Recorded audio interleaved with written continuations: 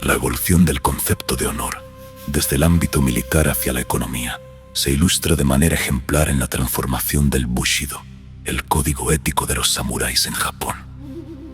En sus orígenes, el honor estaba centrado exclusivamente en el coraje y la valentía indispensables para el campo de batalla. Durante esta etapa militar, se consideraba incluso un mal ejemplo o un desperdicio emplear a guerreros aptos para el Bushido en labores administrativas o económicas, como la contabilidad o la gestión. Sin embargo, esta concepción experimentó una profunda metamorfosis durante la era de Tokugawa, un periodo caracterizado por una paz permanente que duró más de 200 años sin guerras civiles ni externas. Ante la ausencia de conflictos bélicos, se cuestionó el rol del samurái, quienes pasaron a asumir responsabilidades administrativas, judiciales y de promoción de industrias e infraestructuras. Como resultado, el Bushido dejó de ser una devoción por el heroísmo militar exterior para convertirse en una disciplina espiritual orientada a forjar un carácter moral y virtuoso en el interior del individuo.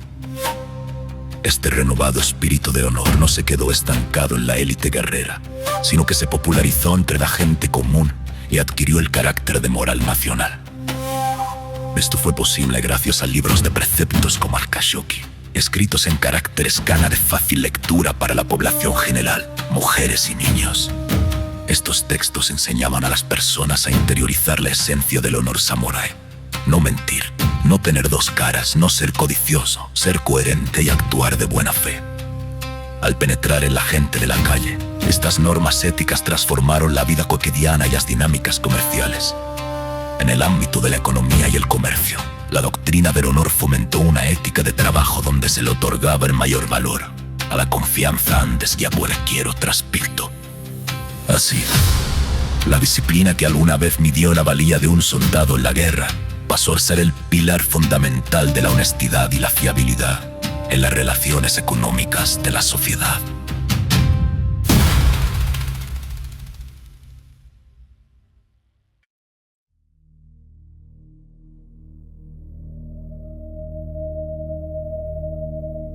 La sociedad moderna ha construido la trampa perfecta para el hombre. Y no es una jaula de acero, es una jaula de comodidad, una que te ofrece todo lo que crees desear. Validación con un clic, placer sin esfuerzo, de confort sin fin. Pero esta promesa tiene un precio, y no se paga con dinero. Se paga con una moneda que muchos ni siquiera notan que están perdiendo: tu honor, tu integridad, tu carácter.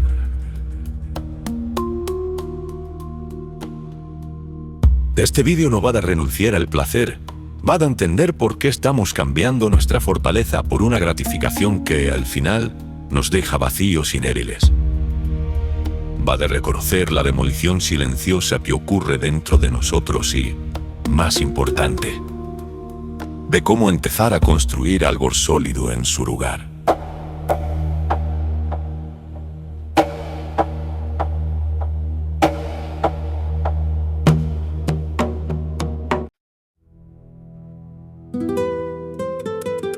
El héroe de la antigüedad se configuraba fundamentalmente como un ser mítico y un guerrero aristocrático, cuya existencia estaba orientada a conseguir la victoria sobre la muerte. Estaba impulsado por un ideal agonístico de la vida y una ética del honor, donde sacrificar su propia vida estaba justificado si con ello lograba la gloria, el reconocimiento de ser el mejor y la inmortalidad de su nombre. Dentro de la literatura épica, este héroe era principalmente un agente de la trama, un instrumento de la acción que era glorificado de manera exclusiva por sus grandiosas hazañas externas y su capacidad de vencer a toda costa. En contraste, el personaje literario medieval, encarnado principalmente en la figura del caballero dentro del género del román, surge cuando este modelo heroico antiguo entra en crisis y necesita adaptarse a una nueva sensibilidad.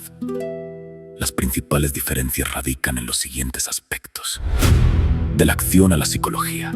A diferencia del héroe antiguo, que era un mero agente de la epopeya, el personaje literario medieval se define por la manifestación y evolución de su psicología a lo largo del tiempo y el espacio. se convierte en un individuo real proyectado en la ficción, donde lo que importa es su carácter y su personalidad. La autonomía como idea literaria. El personaje medieval se transforma en una entidad de ficción que se sostiene por sí misma. Su valor ya no reside solo en las victorias públicas, sino en las opciones que toma desde su individualidad y su libertad para errar por el mundo buscando su propio destino. El triunfo en la derrota. Mientras que el héroe clásico se concebía únicamente desde el triunfo y la superioridad militar, el personaje medieval, influenciado por los valores cristianos, podía consagrarse a través del sacrificio e incluso alcanzar su máxima gloria en la derrota, elevándose a la categoría de mártir. Desarrollo mediante la imaginación.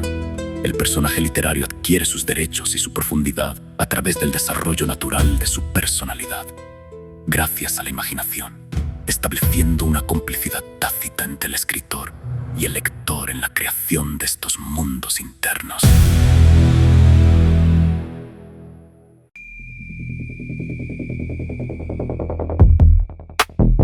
Vivimos dentro de una arquitectura invisible. No está hecha de ladrillos, sino de algoritmos, notificaciones y estímulos sin fin. Es la arquitectura de la recompensa infinita, un sistema diseñado con una sola meta: capturar tu atención el mayor tiempo posible. Y para lograrlo, explota la fuerza más primaria de nuestro cerebro: buscar placer y evitar dolor. Piensa en tu cerebro.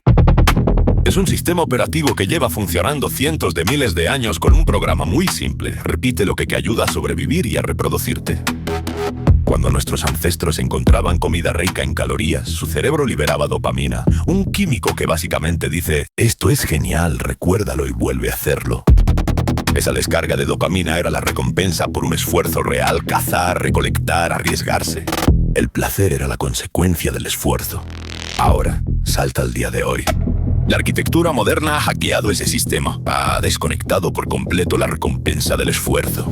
Ya no necesitas cazar un mamut para sentir esa oleada de dopamina, solo tienes que desbloquear tu teléfono. Cada me gusta, cada empate en una aplicación de citas, cada video en tu hilo de contenidos, cada nivel en un videojuego, cada escena pornográfica a un clic.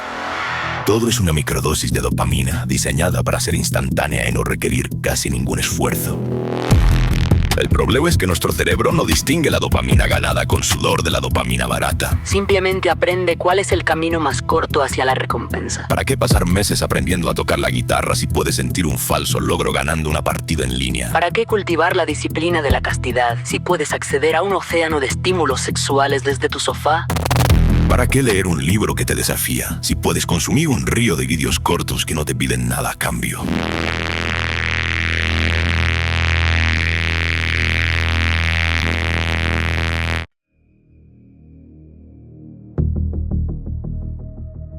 El concepto de honor en la antigua Grecia, encapsulado principalmente en el término time, constituyó la columna vertebral de su organización sociopolítica, religiosa y legal.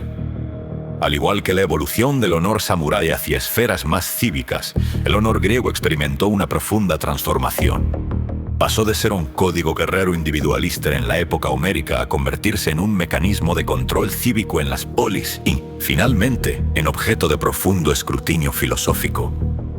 El honor en la época heroica, el botín y la mortalidad en los poemas homéricos, como se refleja en la figura del héroe de la antigüedad que busca vencer a la muerte. El honor se presentaba como un juego de suma cero. El aumento del honor de un guerrero implicaba necesariamente la disminución del de otro. Esta time tenía una manifestación material directa a través del Geras, que incluía ganado, trípodes o cautivos. La famosa disputa entre Agamenón y Aquiles en la Ilíada surge precisamente porque despojar a un héroe de su premio material significaba invalidar su valía e insultar su linaje. Ante la amarga certeza de la mortalidad, los héroes homéricos buscaban el kleos, como único remedio contra el olvido, prefiriendo una vida corta y gloriosa antes que una larga y anónima. El honor como disciplina cívica en las polis. Atenas y Esparta con el surgimiento de la ciudad-estado. El honor dejó de ser un asunto de venganza privada y pasó a ser regulado por la comunidad, aunque con enfoques radicalmente distintos según la ciudad. Atenas y la Timia. En la democracia ateniense, la palabra hablada definía el lugar de un individuo en la sociedad. Para castigar las transgresiones que amenazaban la polis, se creó la figura legal de la timia. Un ciudadano atimos perdía sus derechos políticos, no podía votar en la asamblea, ocupar cargos, testificar ni entrar a los templos o al ágora. Por el contrario, la hibris era el acto criminal de emplear la violencia para humillar a otros simplemente por ratificación y arrogancia, un exceso que atraía la retribución divina o némesis. Esparta y los tresantes. El Estado espartano monopolizó el honor orientándolo exclusivamente hacia la excelencia militar y la sumisión del individuo al grupo a través de un estricto entrenamiento llamado acoge. La cobardía era el estigma supremo. Los guerreros que sobrevivían a una derrota o huían eran llamados presantes. Sufrían un ostracismo total.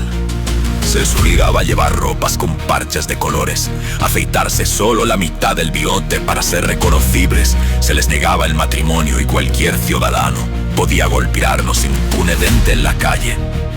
La revaluación filosófica de la gloria externa a la virtud interior a medida que la cultura griega maduraba.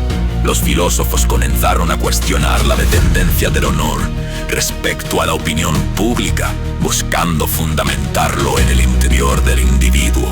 Sócrates y Platón. Sócrates propuso que la verdadera excelencia no residía en el estatus, sino en el conocimiento y la sabiduría.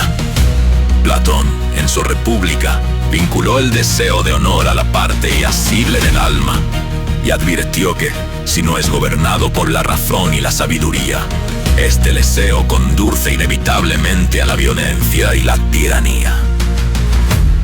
Aristóteles reconoció que el honor es el mayor de los bienes externos, pero advirtió que no puede ser el fin último de la vida humana porque depende de quienes lo otorgan.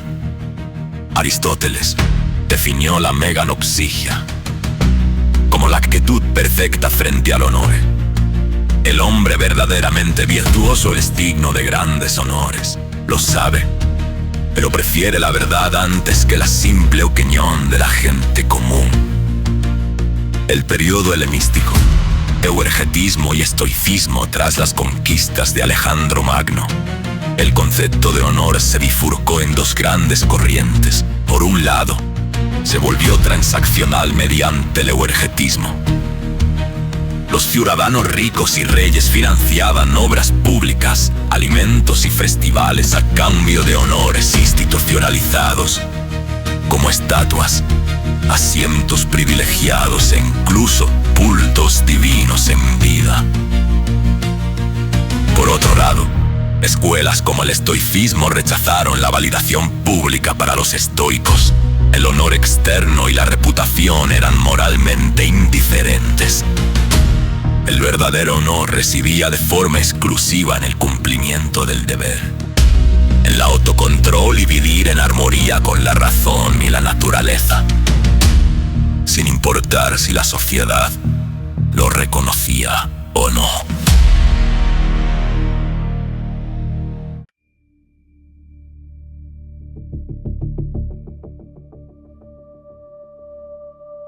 Esa es la trampa de la comodidad. Nos han vendido que la buena vida es una vida fácil, sin fricción, sin incomodidad, sin esperas. Pero lo que no nos dicen es que la fricción y la incomodidad son precisamente lo que forja el carácter. Son el fuego donde se templa la voluntad.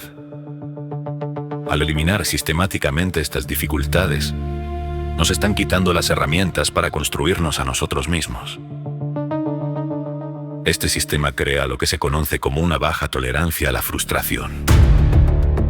Nos volvemos adictos a lo fácil y rápido. Y cuando la vida real inevitablemente nos pone un desafío de verdad, una dificultad en el trabajo, un conflicto en una relación, una meta que exige tiempo y sacrificio, simplemente no tenemos las herramientas mentales para afrontarlo.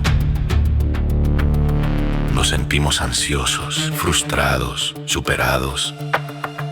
Y buscamos la salida más rápida, la distracción más cercana para volver a nuestra burbuja de gratificación instantánea. El consumismo digital no solo cambia nuestros hábitos, reconfigura nuestro cerebro. Prestar atención se convierte en una tarea casi imposible. La capacidad de aburrirse, de sentarse en silencio con tus propios pensamientos, se ha vuelto un superpoder. Y el aburrimiento, como dicen muchos pensadores, es el principio de la creatividad y la reflexión. Sidel. Vivimos en una agitación superficial constante, saltando de un estímulo a otro sin profundizar jamás en nada, y mucho menos en nosotros mismos. La arquitectura de la recompensa infinita promete libertad, la libertad de elegir entre millones de opciones. Pero, irónicamente, nos encadena. Nos convierte en esclavos de nuestros impulsos, marionetas cuyos hilos son movidos por algoritmos. No es una conspiración. Es simplemente el modelo de negocio más rentable de la historia. El producto eres tú. Oh, para ser exactos, tu atención. El resultado es un hombre que vive en un estado de distracción perpetua. Un hombre que consume más de lo que crea. Que reacciona en lugar de actuar. Que busca validación fuera porque ha perdido su brújula interna.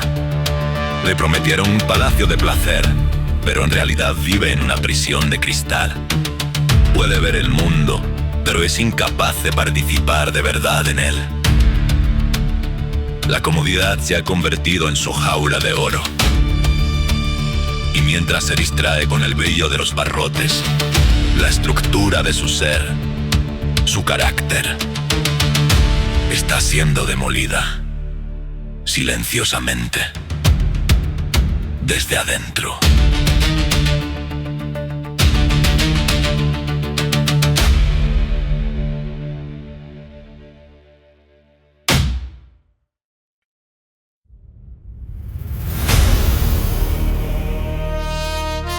El honor en la antigua Roma no era simplemente un sentimiento subjetivo, sino un recurso tangible y la infraestructura misma sobre la cual se erigió su civilización. A diferencia del modelo griego, el honor romano era un capital social y político que estructuraba férreamente la vida de sus ciudadanos. La virtus se ejercía exclusivamente en la esfera pública para el beneficio de la república. Representaba la influencia acumulada por un ciudadano a lo largo de su vida. Era un bien tan preciado que los hombres de la élite preferían el suicidio o el exilio antes que ver mermada su dignitas.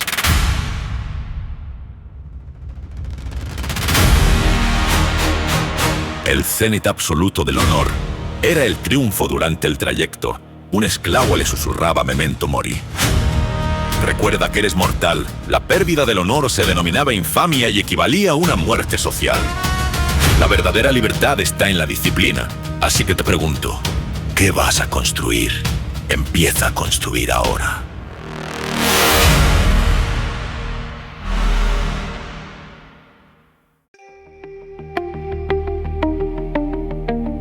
Hemos visto las ruinas. Hemos visto cómo la arquitectura de la comodidad demuele los pilares del carácter. Es un panorama oscuro, sí, pero quedarse en la queja no sirve de nada. La única respuesta es empezar a construir. Si una arquitectura externa nos debilita, la solución es levantar una arquitectura interna que nos fortalezca. A esto lo llamo la arquitectura de la integridad. Construir es una elección, consciente, deliberada y a menudo difícil. Requiere un plano, materiales y trabajo diario. La buena noticia es que las herramientas ya están dentro de ti. Se trata de redescubrirlas y ponerlas a trabajar. La solución no es un truco ni un atajo. Es volver a principios básicos. Principios que no son complicados, pero sí exigentes. Aquí tienes 3 pilares para empezar a levantar tu propia arquitectura de la integridad. Pilar 1. El esfuerzo voluntario, forjar la disciplina. El antídoto más directo contra el veneno de lo fácil es la incomodidad voluntaria. Si la cultura te empuja el camino de menor resistencia, tu trabajo es elegir, deliberadamente, el camino de mayor resistencia en áreas controladas de tu vida. No por sufrir, sino por entrenar.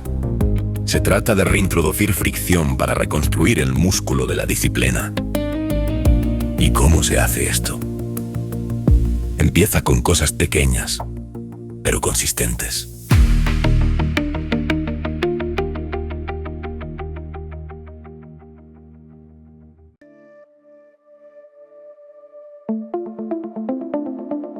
La ducha fría. Es el ejemplo clásico por una razón.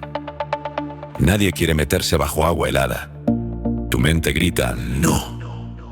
En el momento en que, a pesar de esa resistencia, giras la llave, estás votando a favor de tu voluntad sobre tus sentimientos. Te estás demostrando a ti mismo que tú mandas, no tus impulsos. El ejercicio intenso no es solo por salud. Cuando estás en medio de una serie difícil y tu mente te ruega que pares, pero haces una repetición más, estás forjando acero mental. El gimnasio, la pista o la montaña son templos para entrenar la voluntad. La lectura enfocada. Elige un libro denso que te rete. Comprométete a leer 10 páginas cada día, sin teléfono, sin distracciones. Así entrenas tu capacidad de atención, una de las habilidades más valiosas y escasas del mundo actual. El ayuno. Saltarte una comida de vez en cuando de forma controlada te enseña a sentir el hambre y darte cuenta de que no es una emergencia. Te demuestra que puedes dominar tus apetitos. El objetivo de estas prácticas no es el acto en sí. Es el mensaje que te envías a ti mismo. Yo elijo lo difícil. Yo controlo mis impulsos. Ellos no me controlan a mí. Cada vez que eliges el esfuerzo sobre la facilidad, pones un ladrillo en los cimientos de tu disciplina. Pilar 2. La soberanía de la palabra. Reconstruir el honor. Como dijimos, el honor es la unión entre palabra y acción. Para reconstruirlo, hay que empezar por lo más básico. Cumplir las promesas que te haces a ti mismo. Tu palabra debe ser ley para ti. Haz un contrato contigo mismo y cúmplelo. No digas, intentaré despertarme a las 6 de la mañana. Di, me despertaré a las 6 de la mañana. Y cuando suene la alarma, no hay negociación, no hay debate, no hay botón de posponer. Que levantas, punto. El tú de anoche, que tomó la decisión racional, tiene autoridad sobre el tú de la mañana, gobernado por la comodidad. Empieza con una sola cosa. No intentes cambiarlo todo de golpe. Elige un solo hábito. Voy a dedicar 5 minutos al día. No voy a tocar el teléfono la primera hora del día. Comprométete con esa única cosa y cúmplela sin excusas durante 30 días. El éxito en ese pequeño campo te dará la confianza para seguir con otros. Sé impecable con tu palabra hacia los demás. Esto es una consecuencia natural de lo anterior. Llega a tiempo. Si dices que harás algo, hazlo. La gente empezará a ver que eres alguien de fiar.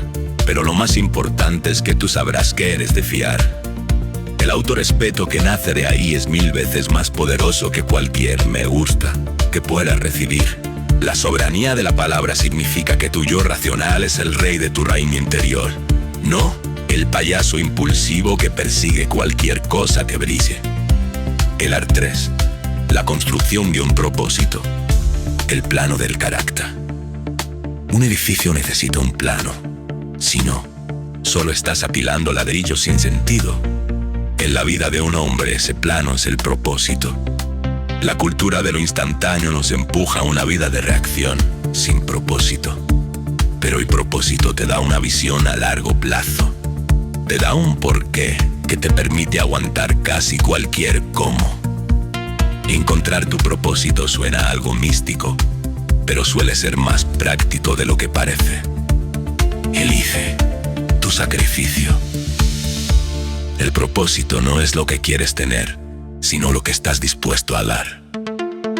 La pregunta clave no es ¿qué me haría feliz?, sino ¿qué problema estoy dispuesto a cargar sobre mis hombros? Puede ser el problema de crear un negocio, de dominar un arte, de crear una familia fuerte, de servir a tu comunidad. El propósito se encuentra en la responsabilidad. Construye competencia. Muchas veces, el propósito no se encuentra, se construye. Elige un área, una habilidad.